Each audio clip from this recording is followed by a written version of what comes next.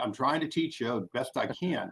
And I'm The trying to keep you honest, but that's fine. Well, and I'm trying to keep you honest. The race for the 50th Congressional District is heating up. I look forward Uh, to having you as a constituent when I return.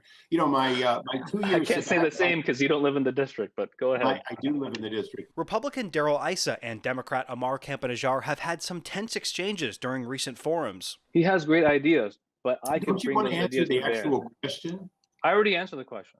Oh, good. That's why you're Okay. responding to it. After serving in Congress for 20 years, most recently in the 49th Congressional District, Issa is eyeing a return to Capitol Hill. He stepped down in 2018 after regular protests outside his office in Vista. He was then nominated for a position inside the Trump administration. I make no bones about it. As a conservative, the other district that I represented became very difficult, but I stood my ground. My 2 year sabbatical has certainly given me an opportunity to rest. So I've never been more excited about the job. The candidates are vying for a traditionally conservative seat once held by Duncan Hunter. The district currently has no representation. Hunter resigned after pleading guilty to misusing campaign funds. The district covers much of East County and goes into Temecula. 40% of voters in the 50th are registered Republicans, while 30% are Democrats. Still, former Obama White House aide Campa Najjar was able to grab nearly half of the vote in 2018 and is now running for a second time. Voters need to know that I am a consensus builder. You know, I've managed to piss off both sides of the party, both parties. So I'm doing something right. On the things we agree on, I want to go far, creating jobs, apprenticeship programs. Campa Najjar sat down with KPBS to talk about the issues while Issa's campaign did not make the former congressman available for an interview. Issa did address many issues in public forums and debates. One of them was how to help businesses affected by the pandemic. Both candidates agree that the state should not be deciding who gets to stay open and who has to shut down, but Issa does not want to see any more forgivable loan programs, while Campa Najjar does. The idea that we're going to throw another trillion, 2 trillion, 3 trillion of borrowed money in order to keep people at home, I think that is foolhardy. It is inconsistent with what I'm hearing. Small businesses are telling me they just want to reopen.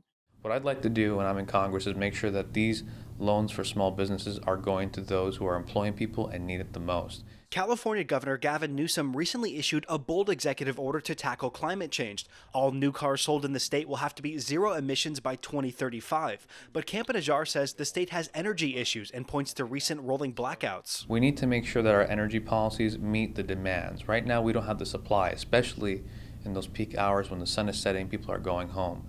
We've done a good job with solar and wind and biofuels to have energy development, but we're not good with the storage yet. Issa agrees storage is a problem and wants to see investments in energy alternatives like nuclear and pumped storage. We need to be more innovative. We need to have large storage capability, or we need to keep other systems on board. We're prematurely shutting down nuclear, which is, of course, zero emissions. The candidates have sparred over healthcare and how to lower costs for Americans. In order to reduce the cost of healthcare, we have to reduce the cost of healthcare, not try to subsidize insurance.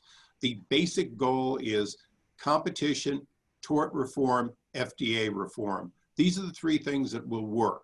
I don't believe in single payer, just the opposite. Campa Najjar did support Medicare for all while running in 2018, but now he says it's not affordable and he doesn't support single payer health care. Have your private insurance if you want it. Half of Americans have it. But then create competition to lower costs and increase the quality of care. Introduce a national Kaiser nonprofit plan.